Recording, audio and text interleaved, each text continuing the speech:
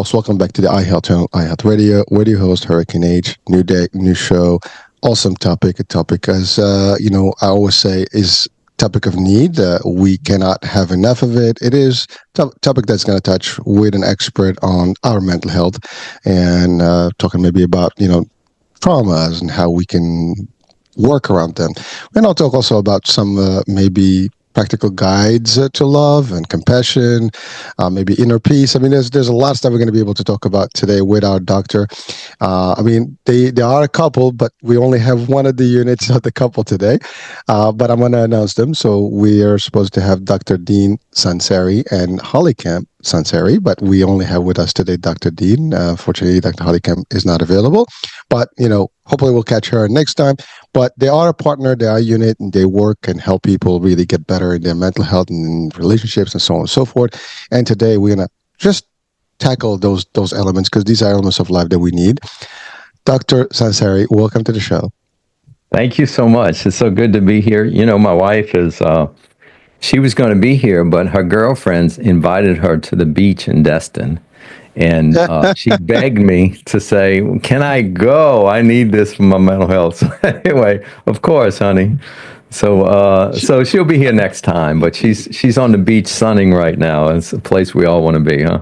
Well, yeah. Well, it's funny that you said that. I mean, when she throws in the mental health, what are you going to do? You're not going to what am I going to do? I need helping people, right? Well, it's also a tribute to her. She's going with her girlfriends that have been her friends since she was a teenager, and she's 64 years old. So it says something about the longevity of relationships and the beauty of that. So yeah, of course, honey, go have a great time. Well, doctor, I could just make a show just about what you just mentioned right now. I mean, there's plenty there. The relationships, with friendship and how it works. Because there was a problem today. I mean, to really have someone of that long, lifespan, as a sidekick, partner, friend, it's very difficult. We don't see much of that anymore, and we can touch on that if you don't mind, doctor.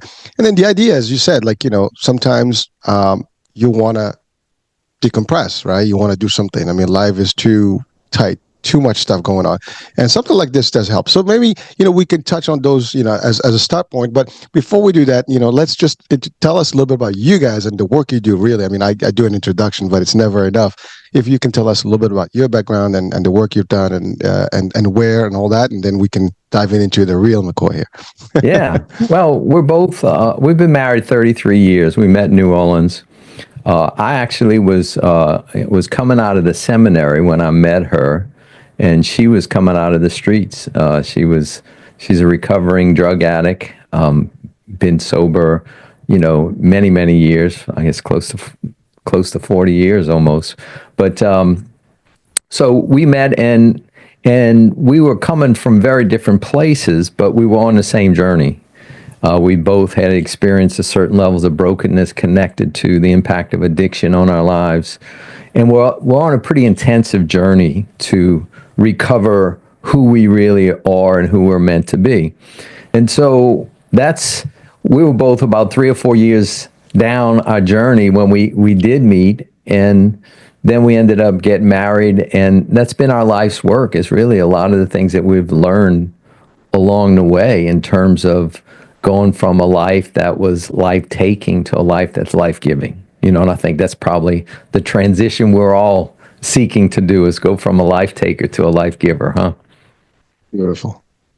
Well, doctor, it's amazing that you're sharing the background that's way back in time, and really, how you said, you're coming from different parts of the world, but for the same purpose or journey ahead of you, and you kind of connected, you partnered up, and the rest is history. And you've been, not only you worked for yourselves and to improve yourselves in your life, personal life, and then you kind of took that to the others, to the world, and that I always find that fascinating. And I've stated this many times in similar shows where I love when people go through something and they find it a way and a mission in their life to actually transform people, because they don't want others to go through exactly what they've been through.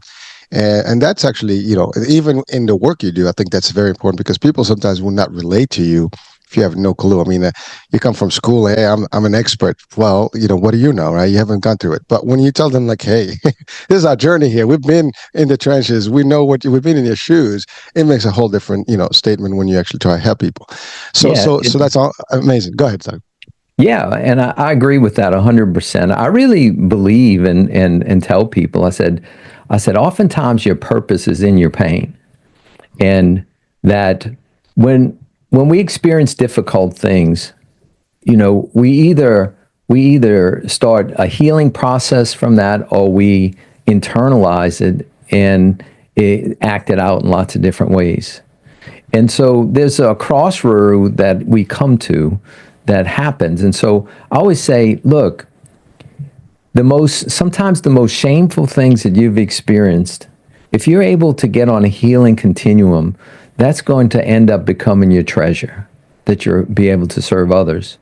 And so, for example, for both of us, we were impacted by addiction. I was a teenager when my father's drinking began to escalate more. And in early 20s, he ended up, through a series of pretty powerful events, went to treatment and was there for 30 days. Back in those days, you'd go for 28 days. And the third week of treatment, the whole entire family went to the treatment center and learned about alcoholism, drug addiction, the impact on family systems. And I went, and that was a real eye opener for me, because not only did I see, my dad struggle, but I could see my own early struggles, right?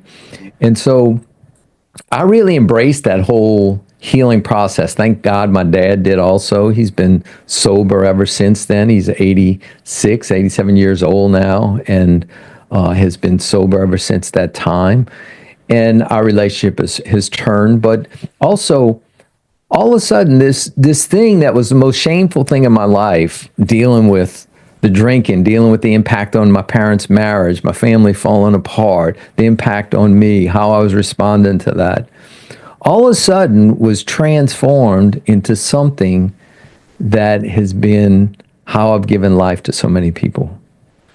And not that it has to be exactly like that, but I think all of us can find treasures in our history if we're willing to work with them and not run from them. And the same with HollyKem. I mean, she was on the streets, doing cocaine and out of control, and then 21, 22 years old, got arrested, ended up getting sober and clean. And I can't tell you, hundreds and hundreds of, if not thousands of people she's helped over the years break off those self-destructive behaviors. And so we both could see, like, the hand of God, in a sense, guiding us to say, okay, we're going to turn this most difficult thing into something that's going to be life-giving. I think that's part of all of us can experience somewhat the same things if we're able to really not be ashamed of our histories, but to embrace them. Well, thank you, Doug. Well, we're going to talk about like I guess the how we can get out of those things, and certainly, but I want to touch on the like some of the sources and the events that actually push people and put them into that predicament in the first place. I mean, you mentioned your dad, for example, drinking, and by the way, drinking is very common across, and I don't think it has any what do you call barriers or borders, because I think everyone around the world somehow there is alcoholism and drug addiction, so it's a big deal, right? Worldwide, even though in some countries they claim that there's no drugs and stuff, they still have them. The problem is not really hidden, in the world. It's big, and the impact of it is really more. and the idea is like there are things that push people to do this in your work. I mean, certainly you talked about your wife being in the doing the coke and all the stuff in those days, but there's something that probably triggered that. I mean, you didn't have that, but you had it in your family, right? You with your dad. So what in your work, what are some of the common, I guess, contributors to people really get into this? Is it trauma? Is it, I mean, people don't like to self-destruct themselves just like that. Is it bad influence? Is the events they go through? I mean, that's a big one. I mean, because I think that's the root cause of where the problem is, besides the idea that it's also handy and available to all of us. Because, I mean, you can get this stuff anywhere. Yeah, yeah. Well, it really relates to what we articulate in our book, A Roadmap to the Soul. But what we teach is that we all experience emotional pain in life. We all, just because of our human condition, we lose people that we love, we lose relationships, we lose jobs, we have financial difficulties. All those things are natural in life. And when we experience those events, the natural response to that is emotional pain. If my best friend moves to another city, it's natural for me to feel sad and hurt and angry and lonely. And if I embrace and give voice to those emotions, I start to release them and I start moving into a healing process. If I internalize those emotions on the inside, it's like putting a rock in a sack. And another event happens, and I put another rock in a sack. And I put it, and pretty soon I have a big sack of rocks I'm carrying around. How do I deal with those sack of rocks? I need to find a way to mood alter in order to disconnect me from that sack of rocks. So, in one sense, we all develop coping behaviors to deal with that. And those coping behaviors work for us originally, but over time they work against us. So in our language, we say that sack of rocks is called the wounded child. It doesn't mean I was wounded in childhood. It's just a word to describe the emotional pain I carry on my inside. And over time, I develop my coping behavior, which we call a protector. And that coping behavior, like I said, works for me, but begins to work against me. So for example, if the way when I was in pain or upset when I was a teenager, I'd go for long walks on the levee, clear my head, I was fine. So if I was in pain, I would isolate and not talk. It worked beautiful. But I get married to my wife and we get in a little argument and a part of me says, go talk to her. But another part says, go for a long walk and come back and don't talk about it. And something else happens. Go for a long walk and come back and don't talk about it. I do that 5 or 6 times and all of a sudden all these problems are piling up in my relationship. And this very behavior that worked for me is now working against me. Now, when our behavior that we choose to help us cope is a substance or an addictive behavior, then it begins to take a life of its own over time.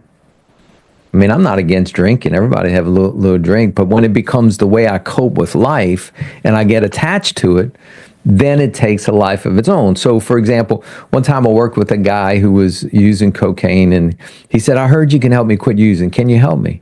I said, well, when's the last time you used? He said, last Wednesday. I said, never again. I'm spending my money. I'm fighting with my girlfriend. It's affecting work a little bit. I got to quit. He said, the following Friday, I went to my buddy's house. My girlfriend was working. When I walked in, there was some cocaine on the table. He said, a voice in my head said, get out right now, you're going to use. He said, the other voice said, nah, just go hang out with the guys. No, get out right now, you're going to use. Just go hang out with the guys. So he went to hang out with the guys. A little while later, get out right now, you're going to use. He said, the other voice said, look, use today and quit tomorrow. Be a brand new day. He ended up using. He gets home. He gets in his fight with a girlfriend because she can see he's using. And he woke up the next morning with sincere remorse and guilt because he really made a commitment to quit. And to me, he was describing so beautifully the dialogue between the true self of who I really am and his coping behavior. And so addiction is when that coping behavior takes a life of its own and it has more power than who I really am. So if I have 100% power and my true self, who I am, has 80% power, my coping behavior has 20, then it just whispers, go do this, let's use. No, I'm good. I know where that goes. But if I have 20% power, my coping behavior has 80, then it's running the show and I'm in the back seat like, what are you doing? This is crazy. You're spending your money, you're lying.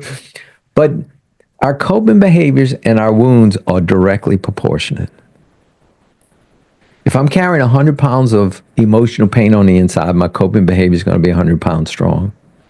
If events occur and my coping behavior my wounds become 1,000 pounds, then my coping behavior becomes 1,000 pounds strong and it starts to take up a life of its own. And that's when I begin to lose myself. So when we say, how does this happen? Well, it's an issue of emotional management. Because I'm either going to learn to manage my emotions in a healthy way from what I call my true self, or my coping behavior will. And when it does, it starts to take a life of its own, and it destroys everything that's important to me. So part of what we do is we help people separate those three parts of themselves, and not only put the cork in the bottle if I'm drinking too much, but teach you how to manage the emotional pain so that we can quiet this other voice. And that's sort of the process in a nutshell of a roadmap to the soul of how to break free from self-destructive behaviors. Doctor, I have to say, it's a beautiful description about of the real thing. I mean, because I think every one of us could relate to that one. I mean, we all have those two voices. We all have that, hey, you got this. The other one's like, no, just it's pretty cool, man. It's just a one touch, it's one time. It's okay, have fun. And to your point is, how do we, control which side, and whether we have control on the better behavior on self, if that's the other way. But that takes a lot of will and really understanding yourself and strength. The problem, I think, when we have emotional baggage, and pain, we lose that strength. I think that's really where the difficulty is, because not everybody is strong enough to fight the fight on their own. And you said it depends on what's that emotional pain level and where it's coming from. It could be too close to comfort. I mean, you're talking about a relationship, for example, husband, wife, spouse, right? Parents, kids.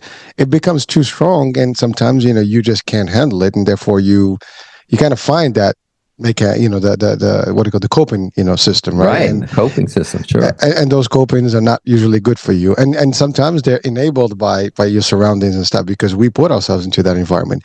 So exactly. so now let's talk about that. Like, no power, right? I mean, when someone works with you, obviously you help them there, but a lot of people don't have you. I mean, they have access to you. The problem is they don't know how to do it. A lot of people are refusing to get the help. I mean, when you talked about the example of your dad, for example, he went to the actual treatment. Some people may not see the treatment as an option because they don't think they need the treatment. They're in denial. Yeah, right. And what's interesting about that, because I've done interventions over the years. I've probably done over 100, over the years, in intervening on someone that's suffering with a self-destructive behavior and some type of addiction or some. And part of what works, because the success rate that I've had is well in the 90 percentile in terms of them going to treatment. And it's because what I've learned is that you're not going to talk someone into getting help intellectually. That they need to, the only thing that works is love.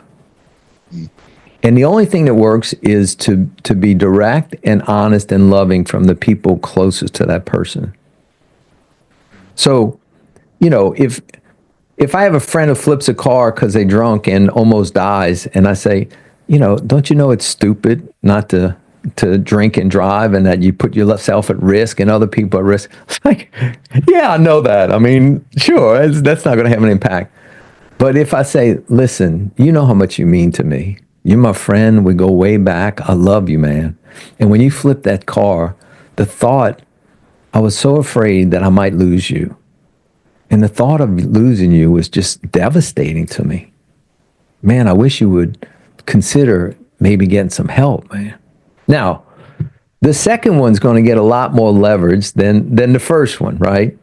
Because I'm speaking to you directly, honestly, from my heart. And an intervention is when you get all the people closest to the person who love them to do the same thing.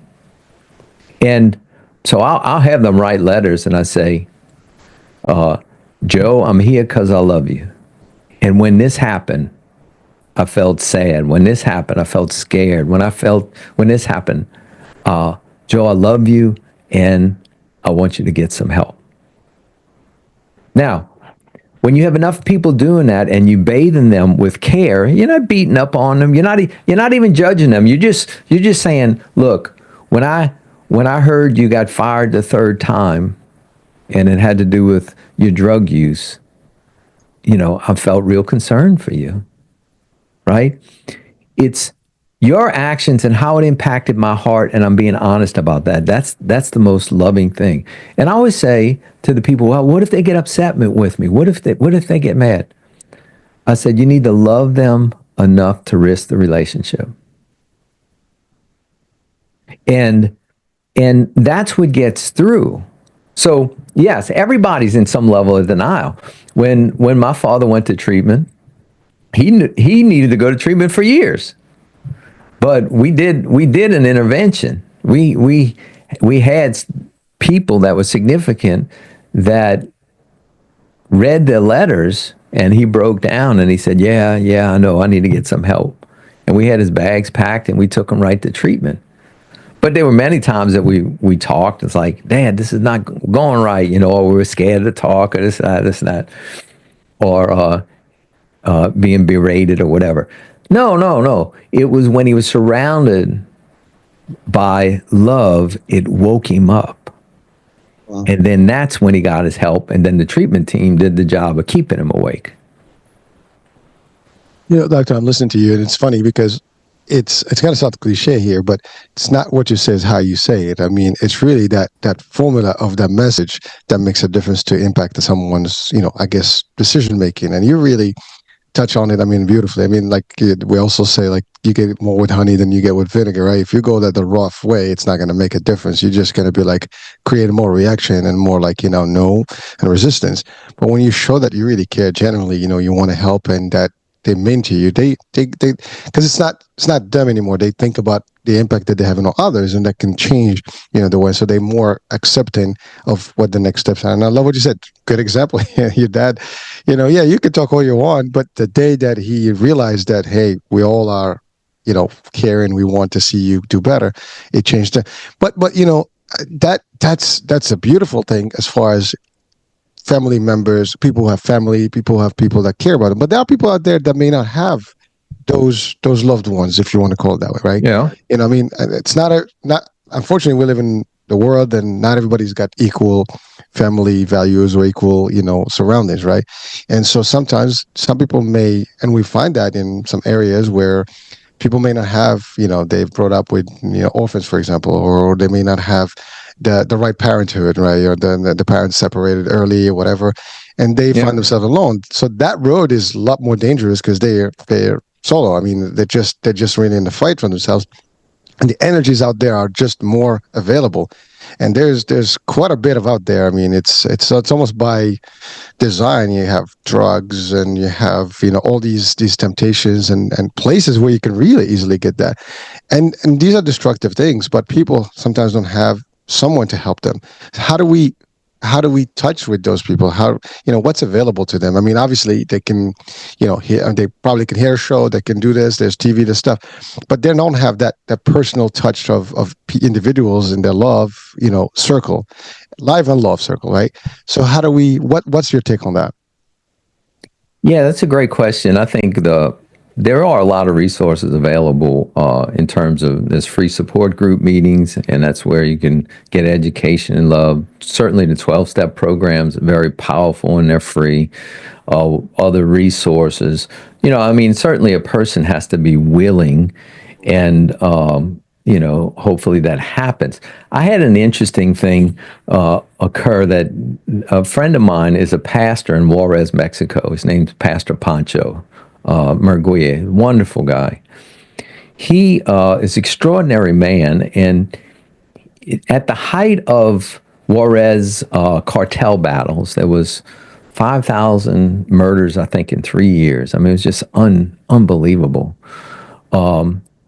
He said, I need to do something. We need to do something about the murder problem and the violence in our city.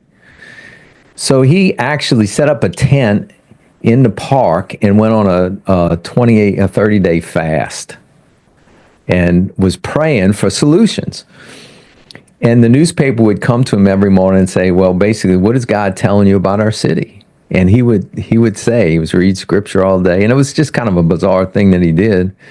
But he started implementing some of these strategies that he got. And in 19 months, the murder rate went down 70%. and it was extraordinary. But I was asking him, like, what is it that you did that helped this? And well, he gave credit to God and the strategies he got. But he said, one thing I learned, Dean, was that you can't change anything that you don't love. I said, what? He said, you can't change anything that you don't love. I said, so he said, we had sicarios all around our city killing people. And he said, we all hated the sicarios and we condemned them and we judged them, and rightfully so. I mean, they were creating havoc. He said, but I went before my church community and he said, we need to learn to love these sicarios. Not love what they're doing, but love them. Humans, yeah. And we're going to start adopting them and praying for them. And that's what he did. And he said he started having sicarios show up at his church. And they were led there. And some of them, while they were in prison, had these encounters with the Lord. And all these bizarre things started happening. And he said that was when things started shifting. These things started happening that they didn't even, it was through prayer. But it was through prayer that was connected to a heart of love. So when I heard that hurricane, I said, that applies to ourselves. We can't change anything about ourselves that we can't learn to love. Not necessarily agree with. I mean, if I speak disrespectfully to my wife, that's not okay.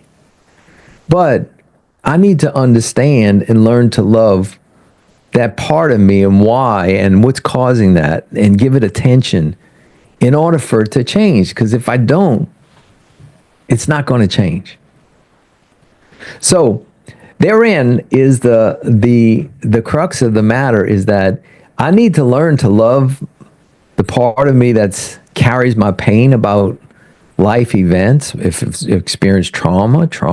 I need to learn to love my coping behaviors, my self-destructive coping behaviors. And in the process of doing that, they actually begin to change. And I become more of who I'm destined to become. I begin to take the power away from those other parts of me.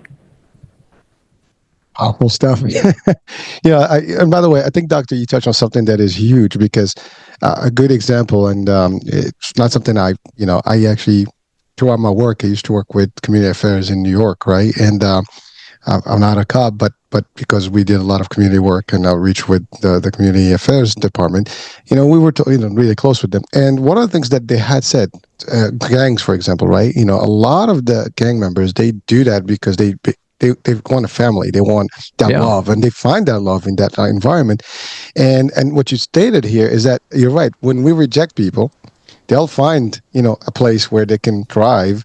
But if you bring them on board and you love them, there's a very good chance that you can convert them and change their behavior and their mind.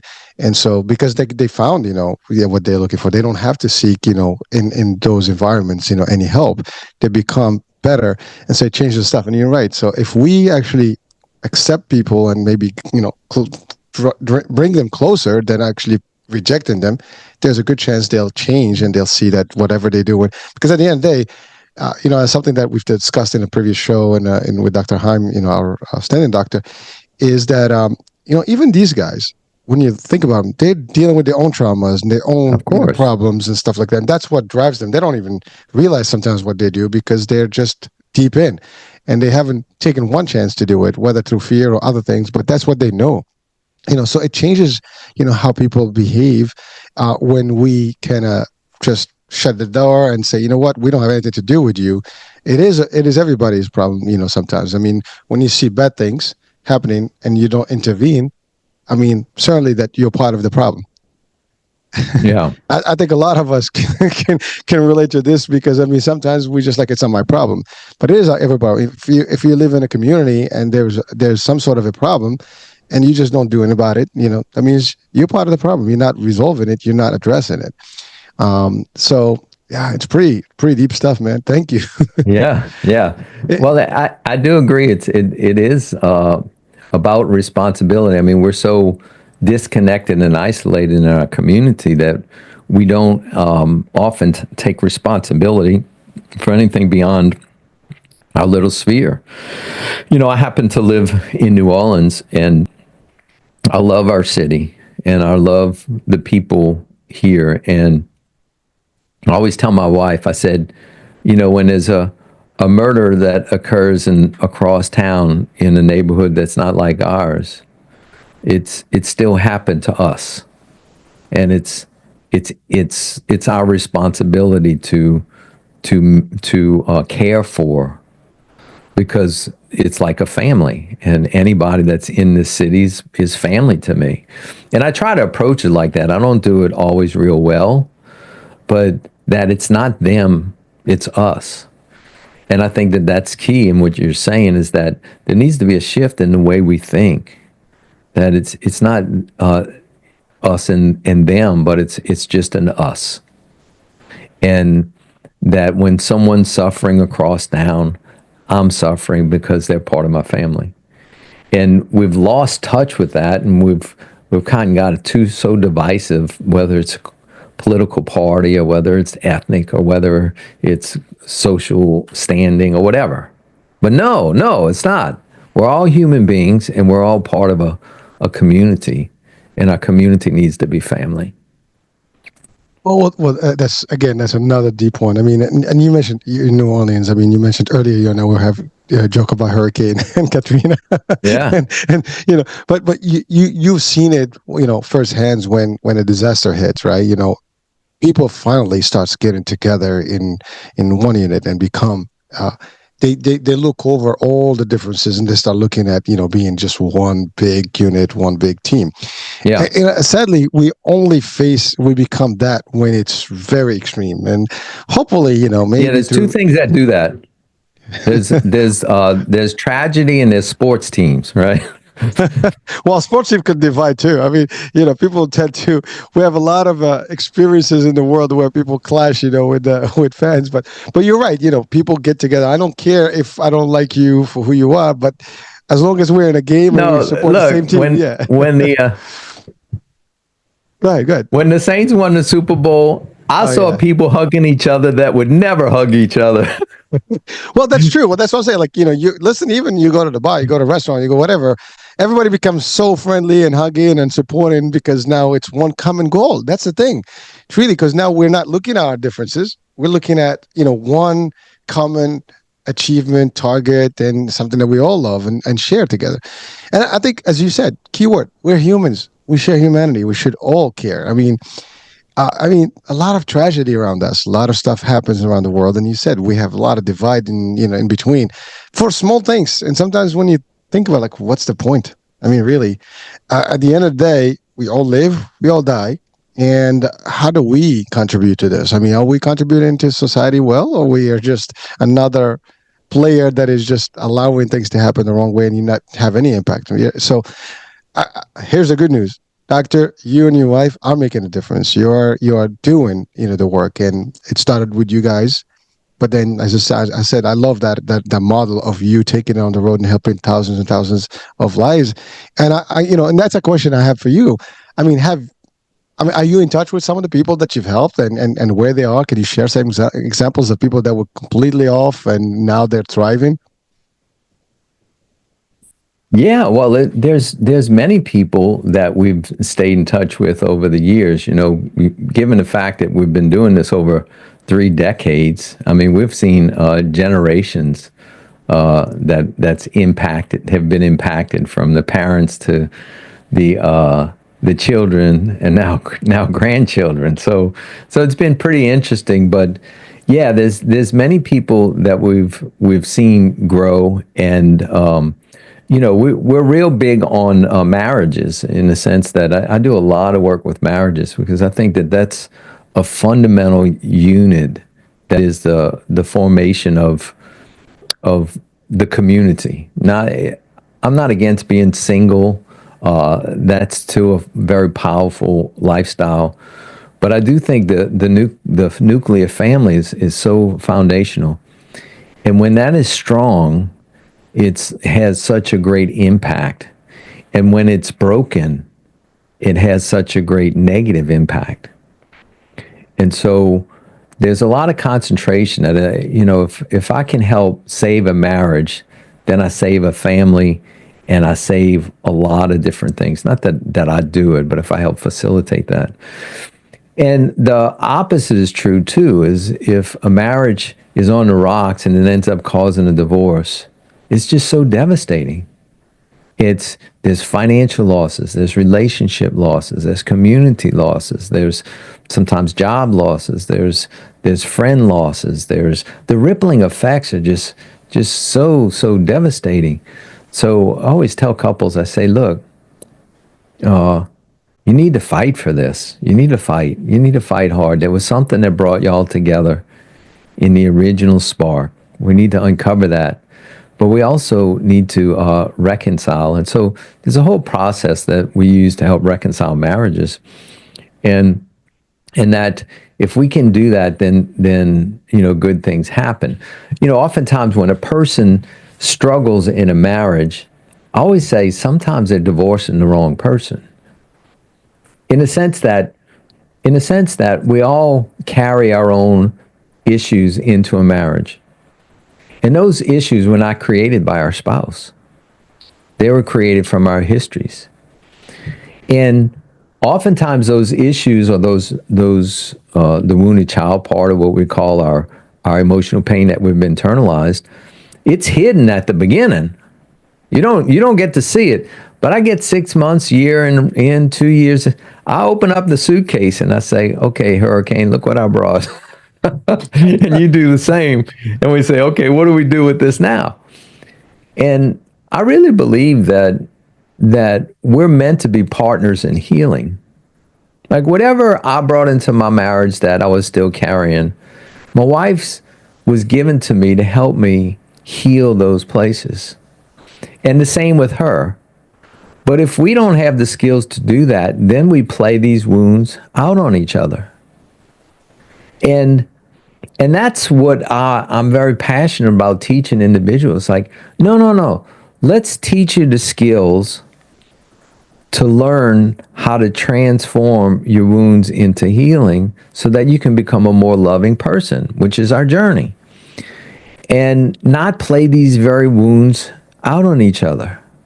So if I had a client who had a real controlling mom and was controlled on what to wear, how to wear, when to wear it, and so forth, and then the wife one day has impeccable taste and says, honey, I think you should wear that nice white button down. And the husband goes off on her. Why are you trying to control everything I wear? You're so controlling. All you women are the same. And just lays into her. Like, who's he talking to? She's giving him good advice. But he's talking to Mom. Memory of his mom. And look, we need to deal with that so that you can take this good advice from your mom so that you'll look good when you go out. And that's what happens in relationships is we get triggered and we play out these wounds on each other, and then it just causes a spiral. I say, okay, look, we need to help you take responsibility for your wounds, your coping behaviors, your spouse to do the same, and we're going to teach you how to become partners in healing so that these very places can be let go.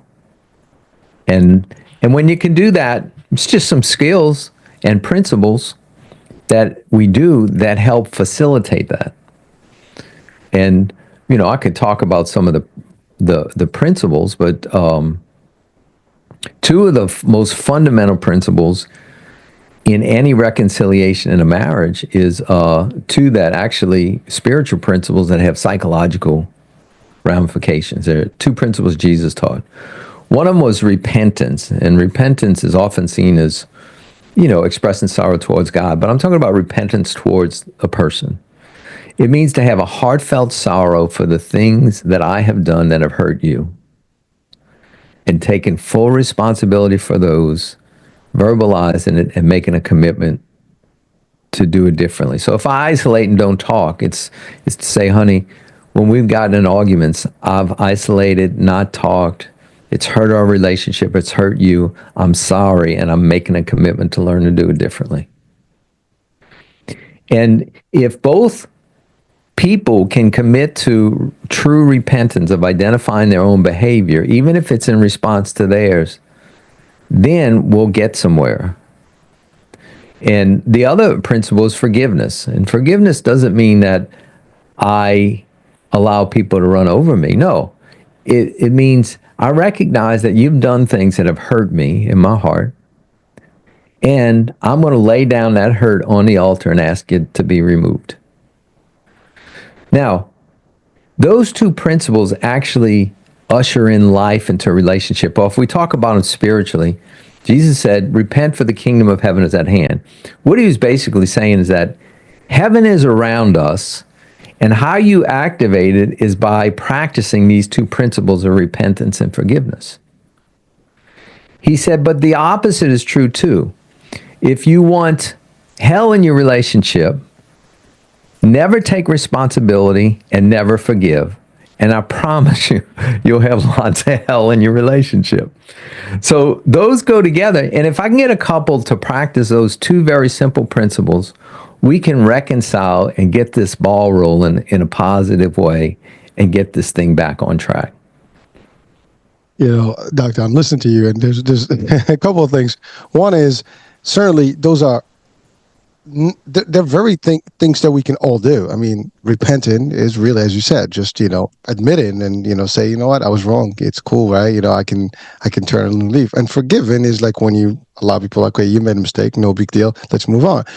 But unfortunately, there's something called ego that actually is more powerful. It's like that whispering voice, right? It's like, well, as you said, like, I don't see the fault. There's no accountability. And the example you said about me, for example, talking to my wife, and the example of you, screaming at your wife because of, she is too demanding of some behavior that you actually relate to your mom. That's actually, an interesting concept. I love what you said, like, we divorced the wrong person. I think, to your point, we got to divorce those feelings and memories. Right. And exactly. And I mean, it sounds easier now that I hear it. I mean, like, but nobody thinks about that. Like, hey, I'm not divorcing my partner. I got to divorce all those bad, I guess, anchors that I have in my mind. I mean, all the bad luggage that I carried for these years. And that's the thing, like, we don't know sometimes about those until they trigger. Like someone like the example would have been living with the mom. That's the concept. Then nothing. And then all of a sudden someone that portrays exactly the same behavior, and it's like they lash out on them, yet that's not them. That they mean it in a good way now. But because they have the reaction, that's like basically just their fight, in flight mode going on here. Exactly. Fight mode. It's amazing. I mean, but as you break it down, it makes like we can do this, folks. I mean, really, and these are not very difficult concepts or foreign concepts to any of us watching. And by the way, I know you talk in the context of Christianity, but really all beliefs can have the same concept because we all have the same concepts around the world. Absolutely, and there's two characteristics of our wounds, emotional wounds that we carry. One is that they have no sense of time. So our wounds don't know the difference between 5 years old, 10 years old, 20, 30, 40 years old. It transcends time. And that part of us thinks in symbols. So there's certain symbols that can trigger the wounds. If I had, like that client I said had a controlling mom, then the symbol could be just a controlling woman. If I had teachers that didn't treat me right, then I can anybody that's an authority in my life that's in a higher position than me could be a trigger. This anniversary dates can be a trigger. So there's lots of triggers that can happen, but if I'm ignorant of my triggers, then I'm going to think it's you. I mean, if you look like the kid down the street that beat the hell out of me and I was scared and bullied me, and I'm not aware of that trigger, and I look at you and I'm ready to fight you, like, you're a nice guy. Why am I ready to fight you? But you're going to get it if I'm not aware of the trigger. if I'm aware of the trigger, then I can say, look, Hurricane, you look like the kid down the street that used to beat the heck out of me. And, you know, like I got a lot going on the inside, but I really know it's not about you, but I'm just letting you know. Then we can deal with that.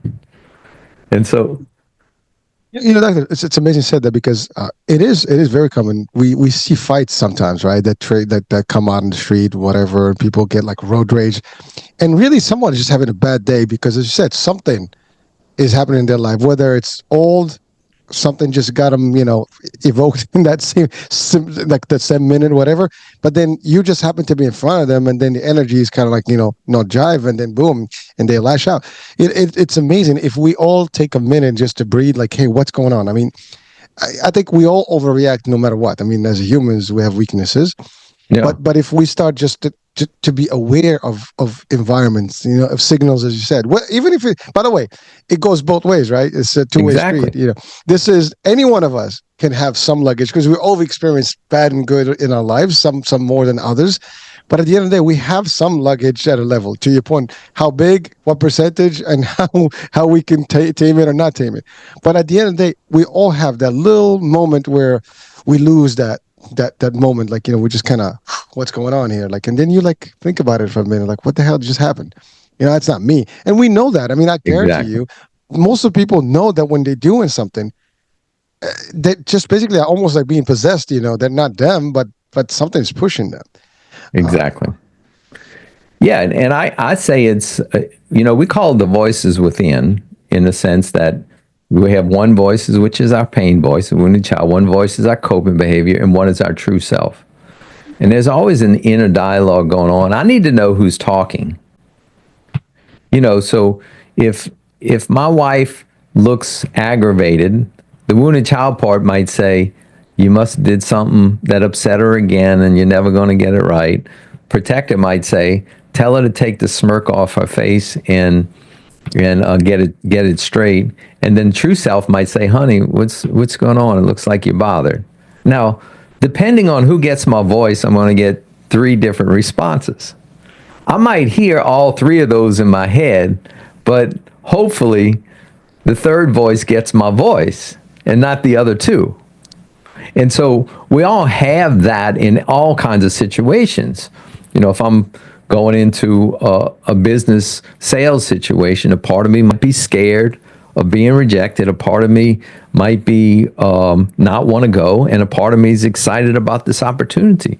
Well, that's pretty normal. If I know how to differentiate and manage the other 2, then I can go into the sales meeting with confidence and deliver the pitch or whatever. So we all have this going on. We just simplify the process to say, we're going to categorize these and help you manage them so that you can do the things that you're called to do as an adult man and as an adult woman in this situation. And that's the process of managing these 2. I don't think they ever go away. The intensity of them decrease, but we just need to learn to manage them. So doctor, just a quick note. I mean, managing is one thing, having the support is one, but now when someone goes, for example, to these programs, right, and now there's drugs that are administered, right, and I mean, the drugs do kind of subdue your personal, your I guess your chemicals, right? But it's not taking away the voices and stuff. So once the drugs are, let's say you remove yourself from this facility and you're done and you could, and you kind of rejected, let's say the poisons that were in your body that kind of got you, whatever the drugs that you take in or alcohol, right? That's one. But now that doesn't take away your emotions. It just takes away the physical piece. Exactly. Now, how do we transit someone from there and really kind of get them to this point to be like really aware? Yeah. Well, really, the people that break out of addiction and self-destructive behaviors are ones that are treated on all levels and not just one. I mean, there's the physical level of, okay, let's deal with the biochemistry. Let's do what we can to get the brain right, repair the dopamine receptors and all that stuff. Okay, that's the physical. But then there's the emotional, which is dealing with what's driving the addiction, learning to manage that, learning to give it a voice, learning to express it in a healthy way, learning to love it. And then there's the psychological part, dealing with the distorted thoughts, the rationalizations, dealing with the impact on my mind of how I'm thinking from the addiction. And then the other level is the spiritual level. And that, in some level, at its root, if you look at it spiritually, all addiction is a spirit. Even we call alcohol spirits. And so it takes one spirit to overcome another spirit. We need to somehow connect with, for me, it's connecting with God's spirit, but somehow connecting with the spirit that's more powerful than all the other spirits. Now, if you try to treat not addressing all those different levels, you're not going to have full success. Because the most common, without dealing with the spiritual, emotional, and psychological, the most common solution for an addiction is another addiction. So I quit drinking, but I'm smoking like a fish, and I quit smoking, and I'm gambling, and I quit gambling, and I'm hitting the strip clubs, and I'm pornography, whatever. It's like there's a switching. And what I'm doing is I'm doing the same process in my brain, but I'm just switching the substance or the behavior that's creating it. And if you don't deal with the other levels, you're not going to get freedom from that cycle. So, doctor, do you think, I think if I'm reading, first of all, I love what you just said because it clears it for everyone. But do you believe that in society, as we've been further away from faith and belief and religion and spirituality, we are tending to be more on this spectrum of like problematic and emotional baggage and all stuff? Because I think people who have a stronger belief, they tend to be stronger in areas and eventually win over those bad spirits. I agree. I think there's truth to that, because I think the way we're fundamentally made, and so this is my bias, is that we're all made with a circular hole in the deepest part of ourselves that can only be filled with God's Spirit. And when we can't find God's Spirit to fill that circular hole, we go out and find something else to try to fill it. And drugs, alcohol, all addictive behaviors are like square pegs that kind of fit the hole, but it doesn't. It falls short. Because if I go to someone and say, look, you're using this drug, tell me what it's like when it's working. Well, I feel at peace. I feel at one with humanity. I'm relaxed. All my anxiety's gone, and I'm just okay. Then I talk to the monk who just had an encounter with God on the mountain, and I say, what was that like? Well, I feel at peace, and I feel at one with man, and I have no fear. They use the same exact words. And I say, well, what happened? Both are searching for the same thing.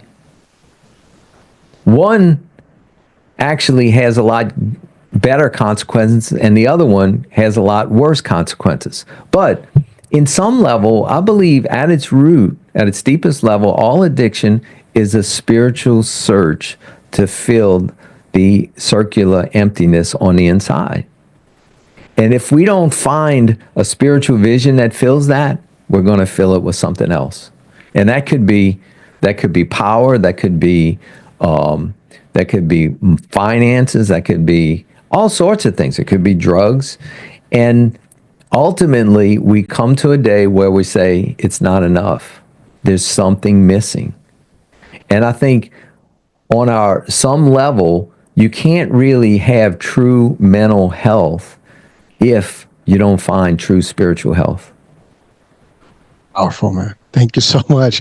I mean, I have to say it's a perfect alignment in terms of the descriptive here, because you're right. It's really, you fill in the gaps. That's all you're doing. And these things are, and people say that, like, I feel good. I feel myself when I do these things. I'm in a good place. I'm in cloud nine, whatever. They can justify it. And typically, if you hear anyone, by the way, and this is not just for shows and stuff. I mean, everybody's got friends that have some sort of addiction, whether being just being in the watching movies 24/7 or food Yeah. or anything, and that fills them up. They feel good about themselves while they're doing this. Some people go to the gym, crazy like I can't breathe without being in the gym, right? So whatever that is, the same answer keeps coming back: is that it makes me feel good. It makes me feel good.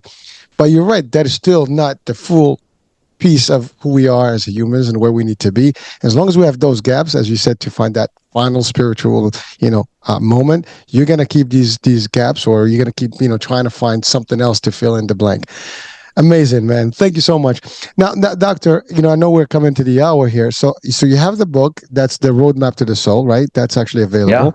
Now, but you also, practice and work with people. Now, is this, in it just limited to your facility, or you do it, online with everybody? Yeah, we have a program called Transform You, which is an intensive online coaching program. 4-month program. It's a deep dive into all that we're talking about, and it's transformational. And we have individuals that come through. We have the cost also, if you come through as a couple, is the same as an individual. And my wife and I do 2 coaching calls a week, and there's a whole curriculum. And we just walk you through a process of transformation, managing all the things we were talking about. And everything can be found at our website, ihaveavoice.com. You can get a link to our book and our online program, Transform You. And even we have a YouTube channel that has hundreds of free videos. If that's something you'd want to learn more about some of the things we've talked about, and any way we can serve you. But those are really the main 3 routes.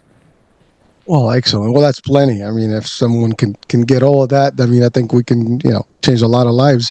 And again, folks, there you go. I mean, this is another resource that you can tap into, in person or through the use of their tools, whether the book, the videos, and but again, best way, if you really think you need the help, or you know someone who needs the help, this could be an ideal, this could be a good gift for someone. I mean, if you know someone that is struggling, hey, maybe you get them into the program, providing they're willing to actually get into a program. Of course, that's always going to be a challenge, but certainly here's another way to get someone. Imagine the impact that you will do if someone transforms themselves from, just a missing, spiritual environment to, becoming full.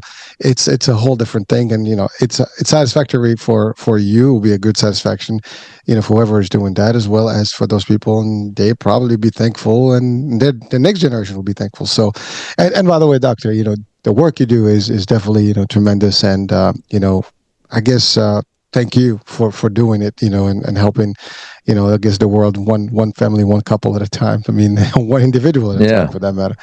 And so we're about to the end. Yeah, go ahead, please.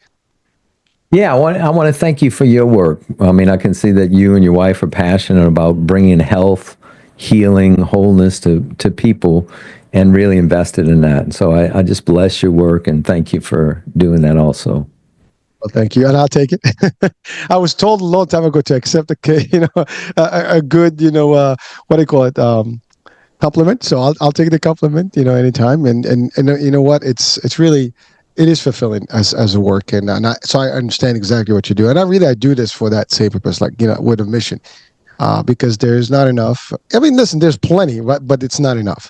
And our job is just to spread it as much as far as we can get, and hopefully get people. Again, there's, like you and I were talking before. There's talk shows. There's all kind of stuff that's out there. We just try to put it in one network, one place where people can go in and not only just hear the information, but also connect with the source and the resource. And that's where we are. So thank you, Doc. And, we didn't have your spouse with you here today, but hopefully we'll have another one. And if not, folks, you can still connect with both of them through their work and also through their videos. And I'll have all the links in the description of the show. Well, Doctor, the tradition is, before we close, I just need some good advice of wisdom or pieces of wisdom that you can leave us with. What would those be? I would say you're worth investing in yourself. There's no greater investment that you can make than in yourself, because every positive shift that you make has a rippling effect on everyone around you and just goes straight out. So take time, invest in yourself, and it'll have great impact on those you love. Well, okay, I take that myself. Well, Dr. Dean Sunseri, thank you so much for being with us and for all the great time. I mean, 1 hour is worth trillions, gazillions right now. I mean, just listening to you, it's a pretty, good privilege and honor for me, and definitely a lot of nuggets that we can all apply in life, and maybe do some checkpoints, and see where we stand, and maybe this could be the trigger. Like, hey, maybe I need some help, and then maybe take the necessary steps. So thank you so much, Doctor, for being with us, and we're at the end of the show, folks. So thank you so much for watching, listening, whatever you are. And I'm Hurricane H. We'll be talking soon, new day, new show on the topic. Bye for now.